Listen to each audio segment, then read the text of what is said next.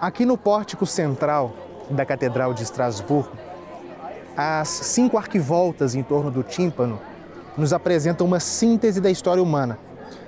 A 5ª arquivolta, mais externa, narra a criação e a queda. A 4ª arquivolta nos mostra os episódios centrais do Antigo Testamento. A 3ª arquivolta ostenta os apóstolos e alguns mártires. A 2ª arquivolta, os 4 evangelistas e os grandes doutores da Igreja. A 1ª arquivolta, os milagres de Jesus. E qual é o centro do conjunto? Cristo crucificado. Toda a história humana tem como centro Cristo crucificado. Nos espelhos da natureza, ciência e moral, estudou-se a humanidade em abstrato. Na história, nós estudamos a humanidade viva. Nós vemos o homem caminhar sob o olhar de Deus.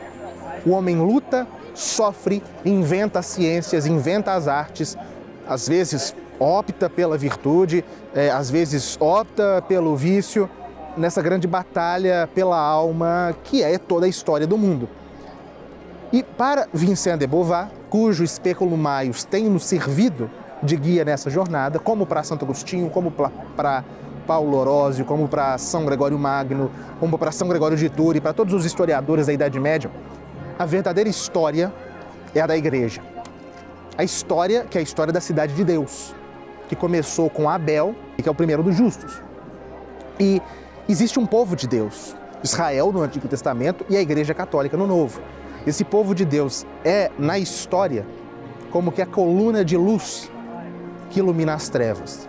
A história do mundo pagão, por exemplo, não merece ser estudada pela concepção medieval, a não ser em sua relação com a história da Igreja. Era essa a visão, né, da cristandade. E no seu livro, Vincent de Beauvoir não deixa de nos informar da sucessão dos impérios, dos grandes pensadores, fala até mesmo dos filósofos, dos sábios, dos poetas, dos pagãos, mas tais capítulos eles são quase que episódicos. A ideia dominante nesse livro é outra. O que dá a unidade à obra de história na Idade Média é a sucessão dos santos.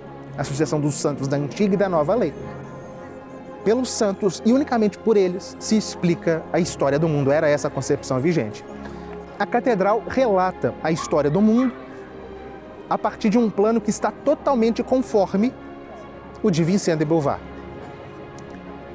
Nas catedrais, como no Speculum Historiale, o 4º espelho, que é o da história, a história da humanidade se reduz, pouco mais ou menos, à história dos eleitos de Deus. O Antigo Testamento, o Novo Testamento e a história da Igreja proporcionam aqui todos os elementos. Essas 3 etapas, como que contém tudo o que se cria, né, que o homem deve saber sobre os que viveram antes dele. São os 3 atos da história universal e não pode haver mais do que esses 3. Como aqui na porta de Estrasburgo, Cristo é o centro da história.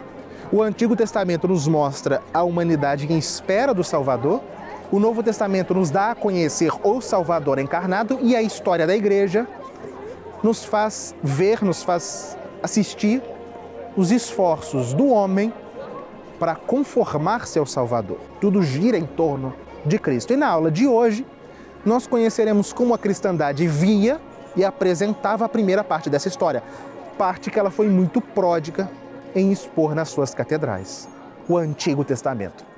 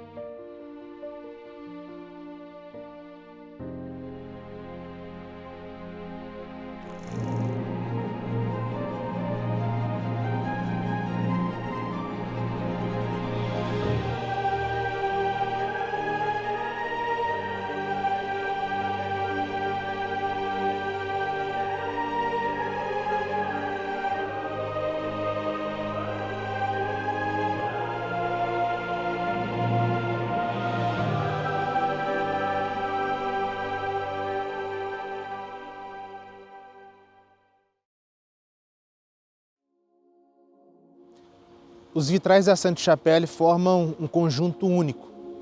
Eles são uma ilustração quase completa do Antigo Testamento, desde o Gênesis até os profetas. 11 vitrais imensos, alguns dos quais contam até 100 peças, nos mostram com uma luz sobrenatural toda a história dos heróis do Antigo Testamento. Os livros do Gênesis, Êxodo, Números, Josué, Juízes, Reis, Tobias, Judite, Jó, Esther, Daniel, Isaías, Ezequiel e Jeremias. O mesmo acontece aqui na Catedral de Rouen, na chamada Porta da Calenda. O escultor esculpiu mais de 200 baixos relevos representando o Antigo Testamento e só parou quando faltou lugar. Em regra, no entanto, os artistas não representaram o Antigo Testamento sem um motivo bem claro. O Antigo Testamento se apresentava ante eles como uma ampla prefiguração do Novo. E os artistas, guiados pelos doutores, selecionaram um certo número de cenas do Antigo Testamento e as colocaram em comparação com as cenas do Evangelho, para expor a profunda concordância entre o Antigo Testamento e o Novo Testamento. Vocês se lembram que na aula 6, ao falarmos de como os episódios do Antigo e do Novo Testamento se distribuíram na igreja, eu disse que o Antigo é representado na parte norte e que o Novo é representado na parte sul. Por quê? Lembre-se que aqui no hemisfério norte, dessa perspectiva, o norte é a terra da pouca luz, é a terra do frio, enquanto o sul é a terra do sol, é a terra da luz. O sul da França, por exemplo, é chamado midi, a mesma palavra francesa para meio-dia, o ponto de maior calor e maior claridade do dia. O que se quer com isso? Quer dizer que o Evangelho nos diz à luz do sol o que o Antigo Testamento nos faz ver através da claridade incerta da luz das estrelas. Existe uma correspondência entre um e outro, entre uma luz mais clara e uma luz mais forte. E essa doutrina não é medieval. Na verdade, ela calca raízes dos padres da igreja. Ela é a doutrina católica de sempre. Desde o princípio, os padres da igreja mostraram como, essa é a primeira coisa, como em Cristo se realizaram as profecias do Antigo Testamento. Nós vemos isso desde os primeiros apologistas, mas não apenas isso. Eles mostram que os episódios do Antigo Testamento, mesmo não sendo claramente profecias, são prefigurações de Cristo. Isso nós vemos em Clemente de Alexandria, em Orígenes, em Santo Hipólito, em Santo Ambrósio e, sobretudo, em Santo Agostinho, que aprendeu isso de Santo Ambrósio. Essa é a chamada exegese simbólica da Escritura, a identificação dos temas, dos símbolos do Novo Testamento no Antigo Testamento. Mas vocês podem perguntar, isso não colocaria em risco, isso não correria risco de se negar o sentido literal da Escritura? Não. E foi Santo Agostinho que deu, para todos os séculos seguintes, o princípio fundamental da exegese simbólica, que é não negar o sentido literal das Escrituras. Entendam aqui, a ideia da adequada exegese simbólica é a seguinte. Então vemos como exemplo Abraão. Abraão, por exemplo, existiu realmente. Ele teve verdadeiramente um filho da sua mulher, Sara. E tudo aquilo que está narrado no Gênesis sobre ele aconteceu, assim como tudo que está narrado no Antigo Testamento. Aquilo tudo aconteceu. Essa é a interpretação literal. Mas Deus quis que esses homens reais, de carne e osso, que viveram realmente tudo aquilo, fossem com as suas vidas, não apenas com as suas palavras, mas com as suas vidas, arautos do seu filho que um dia viria. Por isso que em tudo o que os personagens do Antigo Testamento disseram e fizeram, se pode buscar e encontrar a Cristo. Tudo que a Escritura, vejam, tudo que a Escritura disse de Noé, Abraão e Moisés aconteceu realmente, mas é ao mesmo tempo uma figura profética. E Santo Agostinho, assentado sobre tal princípio, a exegese simbólica sem excluir a exegese literal, ele não temeu usar constantemente o método alegórico, dizendo, na Cidade de Deus, por exemplo, que o Antigo Testamento, na verdade ele se pergunta, que é o Antigo Testamento, senão a ocultação do Novo, e o Novo senão a manifestação do Antigo? Bom, todos os doutores e teólogos posteriores seguiram. São Gregório Magno, Santo Isidoro, falam muito da exegese simbólica, Valafrido Estrabão, né, cuja glosa ordinária atribuída a ele é um dos mais difundidos manuais de exegese distribuídos nas escolas monásticas e episcopais da cristandade, enfim, todos os seguem. De modo que, no começo do século XII, XIII, no momento em que as catedrais eram decoradas, os doutores ensinavam, desde o alto das suas cátedras, que a escritura é ao mesmo tempo história e símbolo. E o que vemos nas catedrais é os artistas seguirem essa parte tão integrante da tradição exegética católica. E para mostrar como os medievais de fato viam o Antigo Testamento como uma prefiguração do Novo, gostaria de começar a mostrar para vocês um vitral extremamente elucidativo daqui, da Catedral de Bourges. Trata-se do vitral da Nova Aliança, feito em cerca de 1250, e um dos mais preciosos vitrais da cristandade pela sua significação simbólica. No medalhão inferior, no centro do medalhão inferior, Cristo carrega a cruz. Abaixo dele se vê Abraão e Isaac indo para o lugar de sacrifício. Abraão é representação de Deus Pai, Isaac de Deus Filho, e a lenha que Isaac leva é a prefiguração da cruz, que no centro Cristo carrega. Ao lado, o sacrifício de Isaac, uma prefiguração do sacrifício de Cristo. No canto superior esquerdo deste mesmo medalhão do carregamento da cruz estão Elias e a viúva de Serepta. Elias, expulso pelos judeus, foi enviado pelo Senhor ao país dos gentios, para a casa dessa viúva. Quando ele chegou, a viúva veio tirar a água e se dispôs a pegar pedaços de madeira para acender o fogo e dar de comer a Elias. O que significa tudo isso? Elias, expulso pelos judeus, é figura de Cristo. A viúva é a igreja, os povos gentios que acolheram o Salvador que a sinagoga não reconheceu. Ela tirou a água para assinalar que vai crer mediante a virtude do batismo.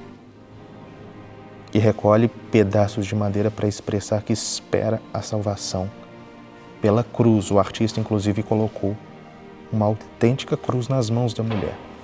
E ao lado, outra cena do Antigo Testamento. Os hebreus, na primeira Páscoa do Egito, marcam as suas casas com o sangue do cordeiro em forma de tal, prefiguração do sangue de Cristo derramado na verdadeira Páscoa. No medalhão do meio, vê-se Cristo crucificado. Do lado da crucifixão, vemos a igreja e a sinagoga, um símbolo que voltaremos a estudar na aula 15. É um símbolo muito frequente na Idade Média. Aquele que vira as costas para Cristo é o povo judeu, que vira as costas para a verdade. O povo dos gentios caminha com os olhos fixos em Cristo e recolhe o sangue que jorra do seu lado. Observem os dois medalhões laterais. Na esquerda, Moisés golpeia a rocha para dar água ao povo que murmurava. E desde São Paulo, a igreja considerava que a rocha golpeada era uma figura de Cristo. A fonte que brotou da rocha golpeada pelo bastão de Moisés é a água e o sangue que brotariam do lado de Cristo ferido pela lança do centurião. À direita, a serpente de bronze que Moisés ergueu no deserto.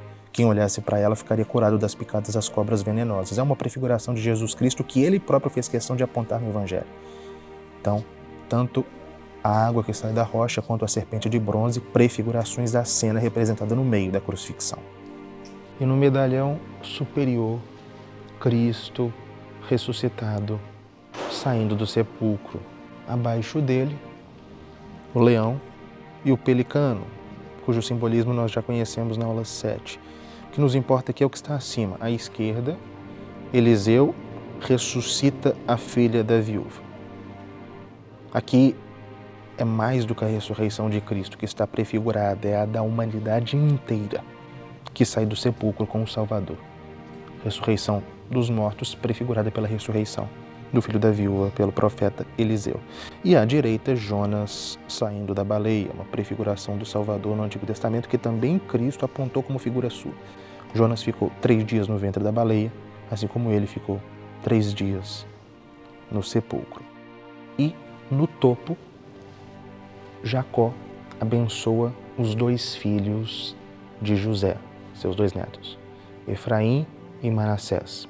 Deve-se ver aqui o simbolismo da cruz. Jacó abençoa os netos com o braço em cruz, como diz o texto bíblico. Os padres da igreja notavam que Jacó, ao abençoar os netos, o fez de um modo que indicava que preferia o mais jovem ao mais velho. Ele colocou a mão direita sobre Efraim, o mais novo, e a esquerda sobre Manassés, o mais velho. A bênção de Jacó era, portanto, um símbolo da nova aliança.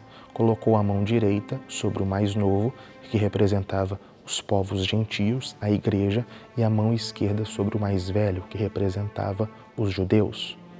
E isso, com os braços em cruz, simbolizava-se assim que, com a cruz, Cristo iria substituir o povo antigo por um novo.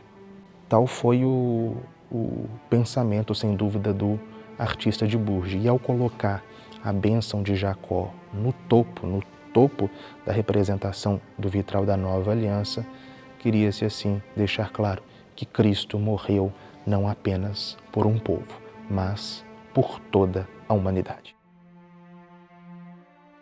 Além dos vitrais, a cristandade fazia pressentir o Novo Testamento no Antigo de outra forma, talvez até mais simples. Se elevava nos batentes dos portais imensas estátuas representando aqueles personagens, patriarcas e profetas do Antigo Testamento que os santos padres haviam interpretado como prefigurações de Cristo. É o que se vê aqui no pórtico norte de Chartres.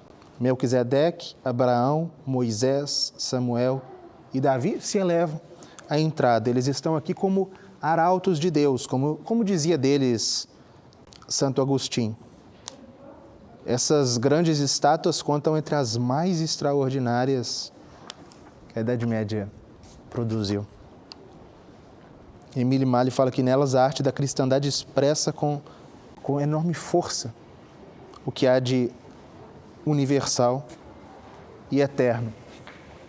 Os patriarcas e os profetas de Chartres são aqui como que uma avenida simbólica que conduz a Jesus Cristo desde as origens do mundo. E onde nós podemos identificar o significado de cada um desses personagens? Em um livro chamado Alegoria quae Scripturis Sacri, de Santo Isidoro de Sevilha, um grande bispo e doutor da Igreja do século VII. Em primeiro lugar, está aqui Melquisedeque. Por que Melquisedeque? A Bíblia nos diz que ele era ao mesmo tempo pontífice e rei, e que ele ofereceu pão e vinho a Abraão. E os santos padres sempre interpretaram isso como uma prefiguração do sacrifício de Cristo e do sacramento da Eucaristia. Ao lado dele, Abraão ergue o punhal para sacrificar seu filho Isaque. Mas no mesmo momento o anjo o diz para ele não tocar no menino. Os santos padres sempre interpretaram essa passagem como uma prefiguração do sacrifício de Cristo. Deus ofereceu o seu Filho pela redenção da humanidade. Moisés vem em seguida e as comparações que sempre se fazem entre ele e Cristo são muitas, mas há uma aqui que chama a atenção, aqui em Chartres pelo menos. Moisés segura, além das tábuas da lei, também a serpente de bronze. Um episódio do Antigo Testamento, né, que o próprio Cristo comparou à sua crucifixão. Em seguida vem Samuel e Davi. Eles também são figuras de Jesus Cristo e as razões são numerosas, mas somente algumas foram decisivas para os artistas medievais. A unção de Davi por Samuel significava a unção mais augusta, mais sublime, aquela do próprio Cristo, que era o ungido de Deus. Mas se há um personagem do Antigo Testamento representado nas catedrais como uma prefiguração de Cristo, é o rei Salomão, recebendo a visita da rainha de Sabá, tal como se pode ver aqui no pórtico da Catedral de Amiens. O próprio Cristo disse: a rainha do sul levantar-se-á no dia do juízo contra os homens dessa geração e condená-los-á, porque veio da extremidade da terra ouvir a sabedoria de Salomão. Entretanto, eis aqui quem é maior do que Salomão. A visita da rainha de Sabá ao rei Salomão era considerada como uma prefiguração da visita a Cristo pelos reis magos, que por sua vez estão representados ali, ao lado, diante do rei Herodes. Do mesmo modo como a rainha do sul veio visitar o rei Salomão, do mesmo modo os reis do Oriente viriam adorar o Salvador. E Adão, cuja estátua na fachada de Notre-Dame de Paris nós já vimos, nós já conhecemos na aula 8, é uma das figuras mais significativas, uma das prefigurações mais significativas de Jesus Cristo no Antigo Testamento. Assim como o primeiro Adão nos perdeu pela sua falta, o segundo Adão nos redimiu pela sua obediência. Noé também frequentemente aparece como uma figura de Cristo. E a sua arca, aqui nesse baixo relevo da Catedral de Auxerre, uma prefiguração da igreja. A arca foi construída com madeira, como a cruz. Se dizia que ela tinha as mesmas proporções que a cruz. Além do mais, Noé era o único justo da sua geração, enquanto Cristo era o justo por excelência. E do mesmo modo como as águas do dilúvio purificaram o mundo, também a igreja encontra sua salvação pelas águas do batismo. Mas mais importante, em termos dessa prefiguração, é aquela interpretação que se fazia desde São Cipriano naquela sua famosa passagem do seu livro da Unidade da Igreja Católica do século III. Assim como ninguém se salvou fora da arca de Noé, também ninguém se salva fora da igreja. A igreja é a arca da salvação, criada por Cristo, da qual a arca de Noé era a prefiguração. Fora da Santa Igreja Católica não existe salvação, como não houve salvação fora da arca de Noé. Por todos esses exemplos, nós vemos como os católicos da Idade Média tinham a alma cheia de Cristo. Eles o viam em toda parte, o identificavam em tudo, liam seu nome em cada página do Antigo Testamento. Muitas obras de arte das catedrais ficariam ininteligíveis sem uma compreensão disso. É o caso da famosa escultura da Comunhão do Cavaleiro, aqui na Catedral de Reims. O que ela representa? Representa Melquisedeque dando pão e vinho a Abraão. E vejam que eles o representaram Melquisedeque vestido de sacerdote, cristão, católico, dando a comunhão a Abraão. E não há que se estranhar em se representar Abraão de cavaleiro do século XIII, era comum. No Saltério de São Luís acontece a mesma coisa. E ao representar os profetas, eles também quiseram fazer obra dogmática. E uma das maneiras de representar os profetas se encontra bem ali, ao lado. Eles colocaram nas mãos dos profetas uns filactérios, que eram faixas, nas quais ficavam escritas algumas passagens dos seus livros, os livros proféticos, que profetizavam a Cristo. Era escrito em tinta e por isso desapareceu. Mas nós sabemos que as citações eram tiradas, sobretudo, do livro de Santo Agostinho contra os judeus, gentios e arianos. De modo que representar os profetas tinha como finalidade mostrar que o que eles profetizaram se realizou em Jesus Cristo. Mas o grande modelo de representação dos profetas é o da Catedral de Amiens. Aqui teve-se a engenhosa ideia de substituir os versículos em suas mãos, como se vê na Catedral de Reims, por alguma representação, realização de suas profecias em baixos relevos aos pés das estátuas. Aqui pode-se ver, por exemplo, abaixo do profeta Jonas, ele próprio saindo da baleia. Isso não foi, evidentemente, uma profecia sua, foi um episódio da sua vida. No entanto, o próprio Cristo apontou esse episódio como uma prefiguração sua no Antigo Testamento. Os demais, todos trazem aos seus pés um baixo relevo representando uma profecia que se realizou em Jesus Cristo. Aos pés de Sofonias, por exemplo, se representou o Senhor entrando com lanternas em Jerusalém. E aos pés de Ageu, o templo em ruínas. Aqui não existe a preocupação em dar aos profetas fisionomia individual. Eles só estão aqui enquanto profetas da vida de Cristo e dos seus apóstolos. Para a cristandade medieval, os profetas eram isso, os livros proféticos eram isso. Não se entende nem as profecias de Daniel nem de Ezequiel sem ter Cristo em mente. A visão que a cristandade tinha dos profetas fica evidente aqui nas lancetas da rosácea sul da Catedral de Chartres. É possível ver os 4 profetas maiores, Jeremias, Isaías, Zacarias e Daniel, levando nos ombros os 4 evangelistas, respectivamente São Lucas, São Mateus, São João e São Marcos.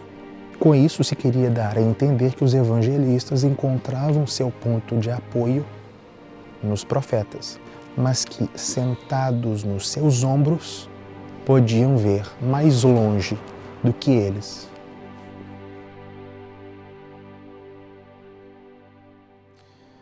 Profetizou Isaías: sairá uma vara do tronco de Jessé, e uma flor brotará de sua raiz. E quem é Jessé? O pai do rei Davi. E desde São Jerônimo se entendeu que o tronco de Jessé são os seus descendentes. A raiz é a Virgem Maria, sua descendente. E que a flor que brotou da raiz é Jesus Cristo. E desde o abade Suger, que fez esses vitrais aqui na Basílica de Saint-Denis, existe um tema que será representado em praticamente todas as catedrais, que é uma árvore genealógica. É a árvore genealógica de Cristo. É necessário considerar que na cristandade nós estávamos em plena época feudal, época de linhagens, época de nobreza hereditária, dinástica, enfim. E nas igrejas também se representava uma genealogia, mas a mais importante das genealogias, que é a de Cristo. É a chamada raiz de Jessé, uma representação iconográfica dessa profecia de Isaías, a partir, sobretudo, da genealogia que faz São Mateus, desde Jessé até Nosso Senhor Jesus Cristo. Alguns julgam que a ideia foi mesmo da abade Suger. Seu vitral, recentemente restaurado, inclusive está aqui. Combinando os versículos de Isaías com a genealogia de Jesus, como eu disse, do Evangelho de São Mateus, representou-se uma grande árvore saindo do ventre de Jessé, que dorme. Ao seu lado, 2 profetas, Naum e Joel. Ao longo dos ramos, foram escalonando os reis de Judá, a começar pelo rei Davi, filho de Jessé, ladeado pelos profetas Ezequiel e Oséias. Acima, o rei Salomão, com os profetas Isaías e Miqueias. De Salomão, o rei Roboão, com Moisés e o juiz Balaão ao lado. Acima de Roboão, a Virgem Maria, com os profetas Zacarias e Daniel. E saindo de Maria, a flor, Jesus Cristo, com os profetas Abacuque e Sofonias. De Cristo saem 7 pombas para significar que sobre ele repousaram os 7 dons do Espírito Santo. Logo a ideia da raiz de Jessé se popularizou. Em Chartres, em um vitral feito logo em seguida de Saint-Denis, entre 1145 e 1155, a raiz de Jessé foi reproduzida, mas mais frondosa, colorida e majestosa do que a de Sugère. Também na Sainte-Chapelle se conserva uma grande raiz de Jessé. Metade do vitral do profeta Isaías é inteiramente dedicada a ela. E intimamente ligadas à raiz de Jessé são essas galerias que muitas catedrais do século XIII ostentam e sobre as quais foram colocadas estátuas colossais. O tema nasceu aqui, em Notre-Dame de Paris. Essa galeria, essas figuras aqui acima do pórtico, foi concluída pouco antes de 1220 e daqui se irradiou para outras catedrais. Infelizmente, as estátuas que estavam aqui foram destruídas durante a Revolução Francesa, porque os ímpios, os estúpidos revolucionários pensavam que essas figuras coroadas eram os reis da França. Por isso as destruíram. Mas não. As estátuas que nós vemos aqui, que são substituições do século XIX, nós sabemos que eram 28, as originais. Bom, 28 é um número de antepassados de Cristo, enumerados por São Mateus desde Jessé. Mas vocês podem dizer, né, dessas 28 gerações, só 15 eram reis, mas todas estão coroadas, as estátuas, né? Sim, mas todas eram de estirpe real. E a monárquica Idade Média queria precisamente colocar em relevo a origem real de Cristo e por isso representou todas essas 28 gerações coroadas. A Galeria dos Reis é, portanto, a galeria dos antepassados reais de Cristo. A Galeria dos Reis de Notre-Dame de Paris estava concluída quando, em 1224, teve-se a ideia de fazer uma Galeria dos Reis também na Catedral de Chartres. E a vantagem em relação à de Paris é que a Galeria dos Reis de Chartres, no Pórtico Sul, está inteiramente intacta e preservada. Aqui, os 18 reis parecem realmente os reis da França. Eles levam um manto do século XIII, coroa e cetro, que eram atributos de reis medievais, mas são os reis de Judá. E como nós podemos ter tanta certeza que são os reis de Judá? Por causa do primeiro da série. É possível ver que sai dele um talo que conduz a um pequeno personagem que dorme aos seus pés. Esse rei é, portanto, Davi, o filho de Jessé, que dorme. E para que não haja nenhuma dúvida, na mão esquerda esse rei leva uma harpa, que o designa, sem dúvidas, como o autor dos Salmos. E o topo da galeria é coroado pela Virgem Maria com o menino e os santos. Quer-se com isso enfatizar a profunda ligação entre o menino Jesus, a Virgem Maria e os reis, que são os seus ancestrais. Essas catedrais dedicadas à Virgem Maria, Paris, Chartres e também Amiens, onde nós estamos agora, ostentam os reis de Judá nas suas fachadas. Porque eles são os antepassados da Virgem Maria, a quem a igreja, repito, é consagrada. Essa igreja. E naquele mundo feudal, em que a nobreza de alma estava cada vez mais relacionada com a nobreza de sangue, a igreja julgou necessário recordar aos homens que Cristo e sua mãe eram de estirpe real. Além de que os reis de Judá na fachada das catedrais, eles como que marcam as datas da história do mundo e simbolizam a espera das gerações da primeira era pelo Messias. E disso tudo nós podemos concluir que a grande preocupação da igreja na cristandade a respeito do Antigo Testamento não era contar uma história, mas instruir. E a respeito disso, é necessário considerar 2 medalhões de um vitral daqui da Basílica de Saint-Denis que o próprio Abade Suger, nos seus escritos, nos dá a explicação, porque foi ele que pensou estes vitrais, ele que pensou os temas de todos esses vitrais, mas particularmente esses medalhões. No primeiro, vemos Cristo levando sobre o peito uma espécie de auréola, formada por 7 pombas, que simbolizam os 7 dons do Espírito Santo. Com a mão direita, ele coroa a igreja e com a esquerda levanta o véu que cobre o rosto da sinagoga. Isso significa que Jesus, ao vir ao mundo e ao promulgar a nova lei, fez inteligível todo o mistério da lei antiga, que parecia oculto sob um véu. O versículo que estava ali no vitral está mutilado, mas o próprio Suger anotou e explicou o sentido da composição.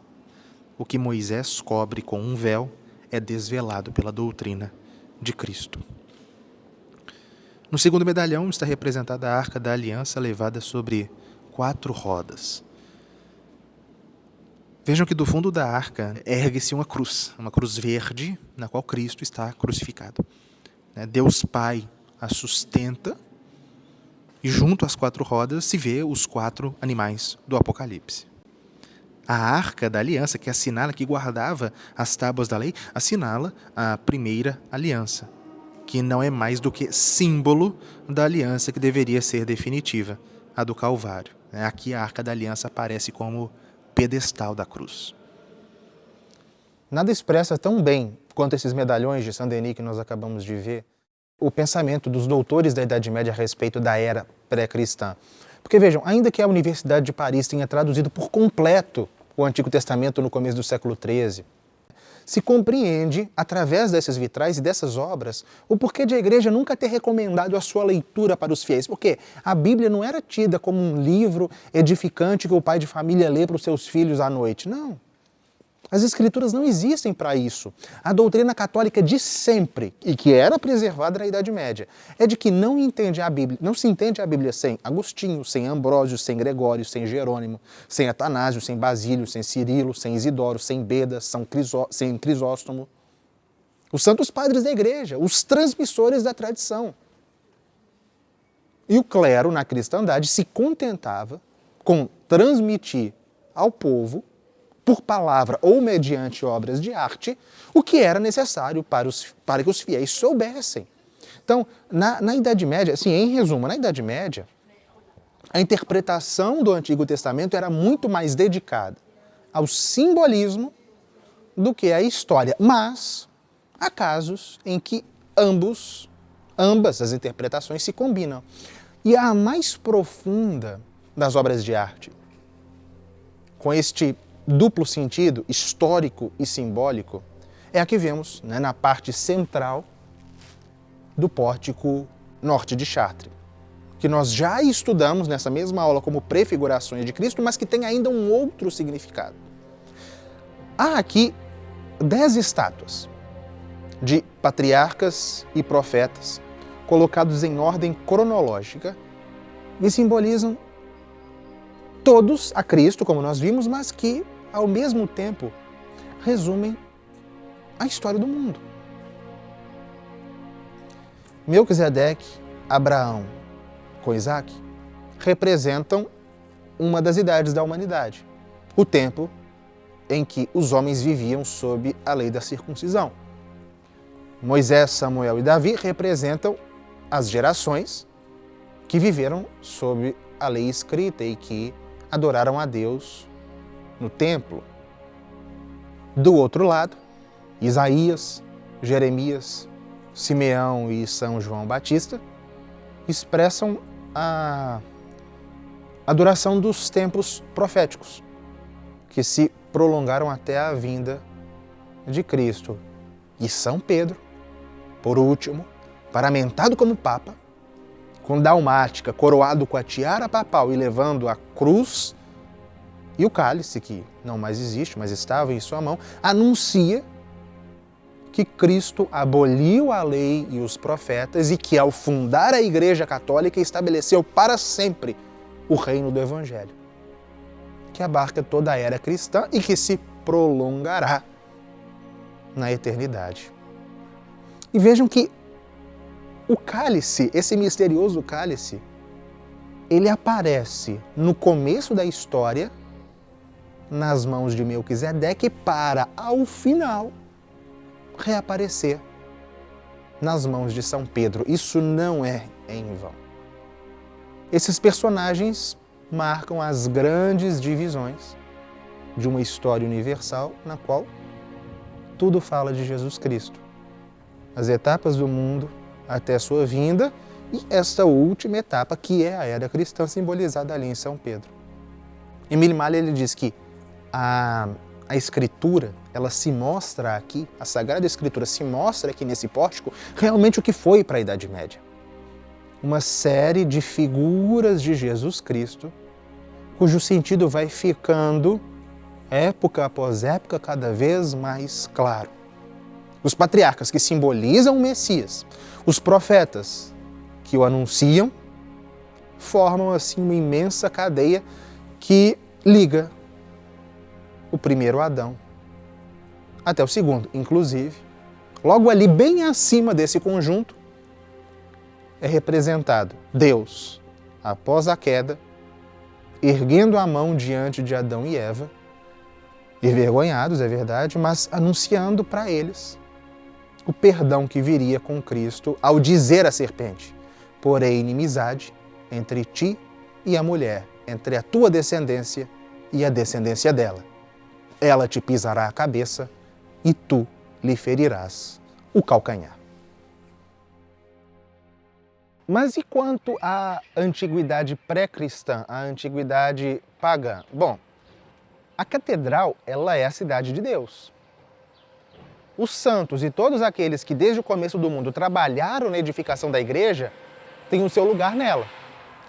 Mas aqueles do outro tronco, os que descendem, como diz Santo Agostinho, não de Sete, mas de Caim, estes, qualquer que seja o papel que tenham desempenhado no mundo, eles não aparecem. Não há lugar na catedral para um Alexandre o Grande ou para um César. Não havia lugar para esses homens na memória da cristandade. E à primeira vista surpreende encontrar nas catedrais são poucas referências.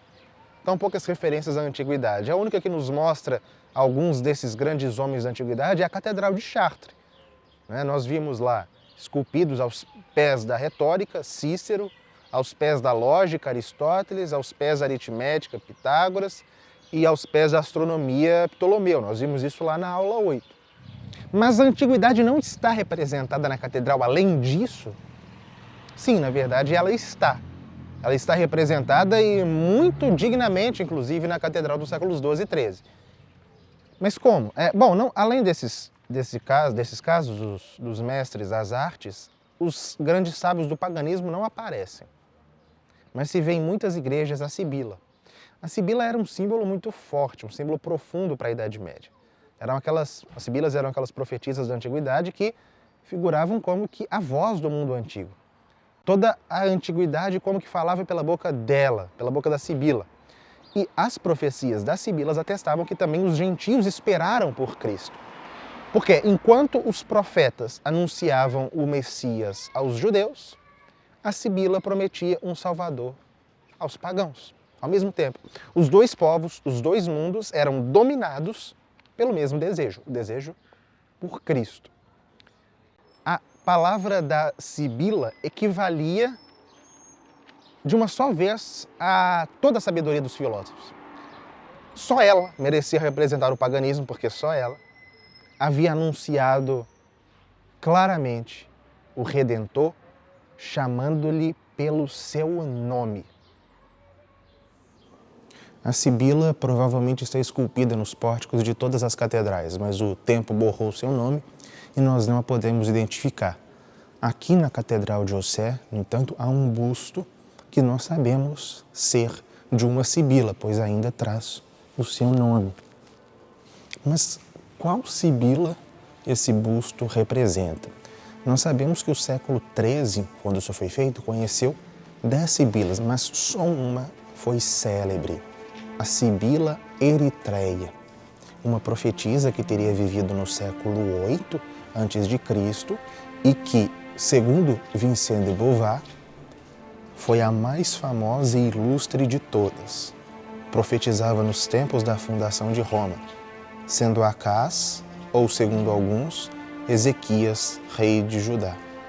E desde um texto atribuído a Santo Agostinho, se considerava a Sibila Eritreia como a mais divinamente inspirada, aquela que havia dito de modo claro algo a respeito de Cristo, profetizando para os pagãos a vinda de Cristo. Segundo a tradição, ela teria dito que virá do céu um rei eterno que julgará toda a carne e todo o universo. A Sibila está aqui representando, portanto, a esperança dos gentios, a esperança dos povos pagãos por Cristo.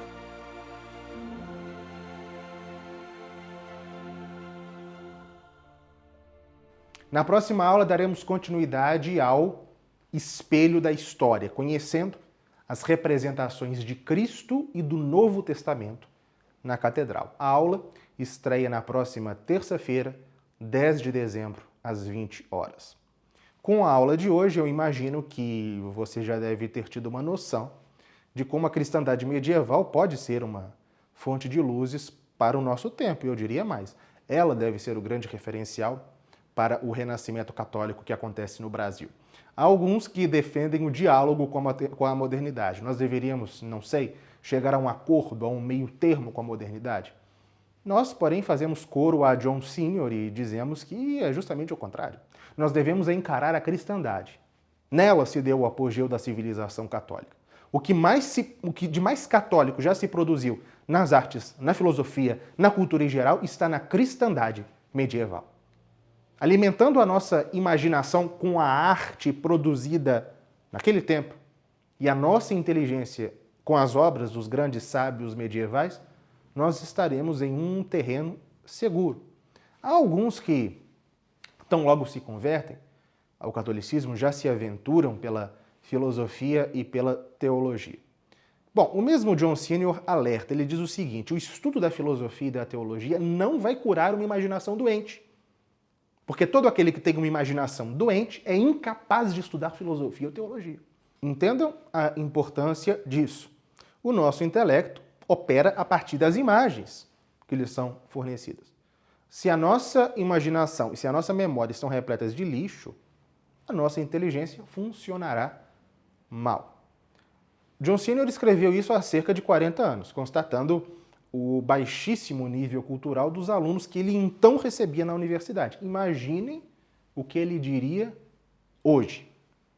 E qual é a solução? Bom, o mesmo John Senior explica. A maneira de se estruturar o aprendizado deve seguir a ordem da natureza e a ordem daquele que aprende. Do sensível para a imaginação e daí para o conhecimento inteligível. Nós vamos desenhar. O aprendizado começa pelo que se capta pelos sentidos, pelos chamados sentidos externos, por aquilo que é sensível. E os sentidos internos, ou seja, a imaginação, a memória, a estimativa e o sentido comum, trabalham o que os sentidos externos captam e oferecem ao intelecto para que ele faça aquilo que lhe é próprio, conhecer. Então, o primeiro passo na nossa reeducação é retificar aquilo que nós vemos e ouvimos, para curar a nossa imaginação, que usualmente é alimentada somente de lixo. Quanto tempo nós não gastamos, por exemplo, hoje nas redes sociais com conteúdos rasos e ruins?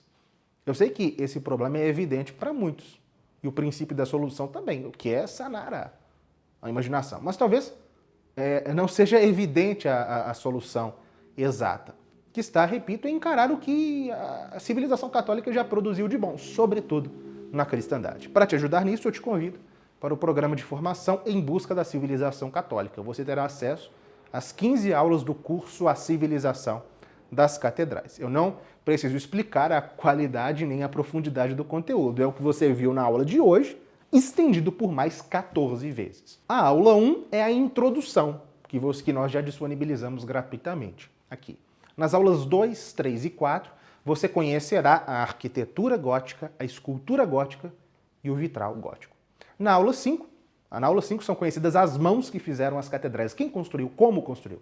Na aula 6, você verá como a cosmovisão ordenada cristã própria da Idade Média está refletida na catedral. Nas aulas 7 e 8, nós veremos como a natureza, a moral e a ciência, assim como o trabalho, estão representadas nas catedrais. As aulas 9, 10 e 11 são essas que você está tendo acesso no YouTube, sobre o Antigo Testamento, sobre Cristo e o Novo Testamento e sobre a Virgem Maria. Nas aulas seguintes, também exclusivas do programa de formação, trataremos dos santos, da ordenação dos poderes a Deus e do fim do mundo. Além do curso, entrando no programa de formação, você receberá o livro fotográfico Desvendando as Catedrais. É um belo livro que vai servir para acompanhar o curso e a sua jornada de estudos. Que você possa folhear esse livro com frequência, alimentando-se da arte mais magnífica que o mundo conheceu, desde os gregos, nas palavras de Emily Moll.